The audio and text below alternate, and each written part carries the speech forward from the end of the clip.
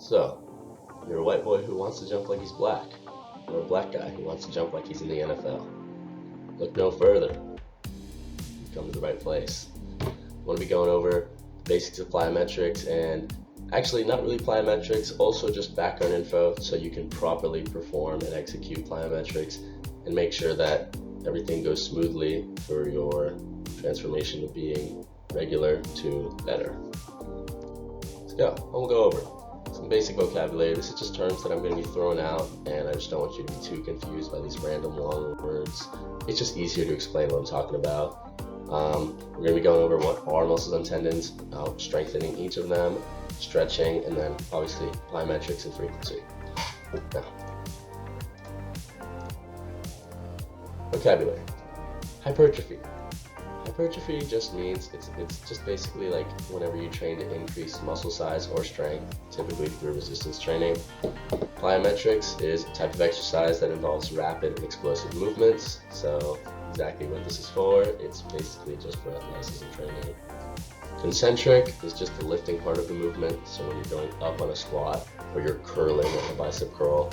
Eccentric is the exact opposite. It's when you're going like lowering the weight or like going down in a bicep curl.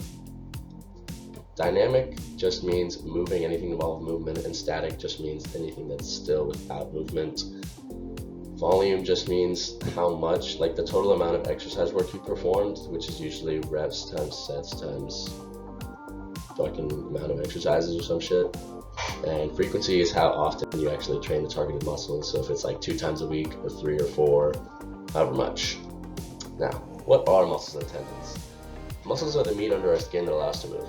All muscles contract, none of them expand.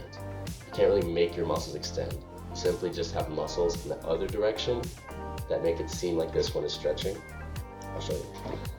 Here on the arm, I'm not extending my bicep. My tricep on the underside is simply contracting, which is making it seem like my bicep is extending. Tendons are just the tough fibrous connective tissues that connect our bones to our muscles. So, for example, like your knees, it's what connects that quad to the actual thing. I don't know how to explain it, but they just make sure our muscles have leverage points, and that can cause force, because obviously you need something to push off or pull off of in order to cause any force at all. Being strong is very important for this. Over time, after lots of physical strain, our tendons can start to get damaged and worn out. Even just walking has like 1.5 to around 2.5 times your body weight, the force of your body weight that just goes into straight your knees. As you train for more explosiveness, you're going to get faster, and that just means you're going to put more stress in a knee joint. So we got to make sure that it's strong and everything to make sure you're good. It's important to keep up with knee strengthening exercises, so you don't want to have pain and you want to avoid as much possible injury as you can. Now, strengthening muscles versus tendons. First, we're going to go over our muscles. Strengthening your muscles is mainly done during movements of any kind that provide enough stimulus for your brain to want to trigger muscle repair and thus growth. There are many ways you can cause stimulus in your muscles to make them grow or get stronger, and in this case, we just want them to get stronger rather than bigger. Now, while you train for hypertrophy, which is just getting bigger in the muscles, you will probably get stronger and a little bit more explosive as well. But for this, we're just trying to target actually getting faster, more athletic, and more explosive. So we're just going to be training more for strength and like plyometrics and explosiveness rather than size, and it'll yield way more efficient results. You can yield good results training your muscles, but if you're ever an athlete before, you'll know that without proper tendon strengthening, the knee pain that follows is actually so terrible. Strengthening your tendons is actually so easy. You just literally have to be consistent like any other training. At the end of your workouts, or even just like some other days, you set off some days to do isometric training, and you'll be good. The main training technique is isometric training. That's the best for strengthening tendons, and also eccentric load movement training is also good for strengthening them. Personally, I mainly focus on training isometric because that's you the best results, but based on your program and whatever you are having to do for yours, it'll vary. Stretching. Stretching technically does cause very small amounts of muscle growth, but that's not why you should do it at all. Stretching is just important because it keeps our body and muscles loose. It'll help prevent lots of pain that you might not even have yet. It's also very important you have a good range of motion. This is just good to promote natural body function. Like, our bodies are meant to move that way, so it's good. All athletes at the very top level have very good stretching routines, and if you don't believe me, you're fucking lying to yourself. I don't really know what to tell you. Now, there's two really broad categories of stretching. There's a fuck ton of small ones, but we're just gonna keep it to the two big ones: dynamic and static. Everything should fall under these ones for the most part. Dynamic stretching just involves continuous movement, and it's good for pre-workout. It's like doing arm circles or that type of thing. It'll loosen your body up and get you ready for activities for the desired muscle that you want to perform while working out. Sorry, I can't speak. Yeah, it's just definitely good to do pre-workout. Static stretching is what you want to do for post-workout. That's basically just stretching where you have holds. So like if you're standing up and stretching your quad by holding your foot to your butt, that's a static stretch. It's good. It helps cool down the muscles and helps them like relax after a workout. It's good. If you do it before a workout, they're more stiff. They're not ready to explode big movement, and it'll make them less efficient for the workout, and also just have a slightly higher risk of injury, or more higher risk of injury depending on how much force you're operating. Plyometrics. Finally, onto the good stuff. Plyometrics is just explosive athleticism training. I know I went over it, but you might have forgot. It involves moving rapidly with high intensity. As you train something, your body will get better at doing it. This applies directly to plyometrics. If you train moving faster, your body will get faster. This is also why we want to train our bodies to get stronger in the tendons and just have more supporting tissues and connective areas, just so that way we don't have pain or injury or anything bad for our body. We just want to be as efficient and healthy as possible.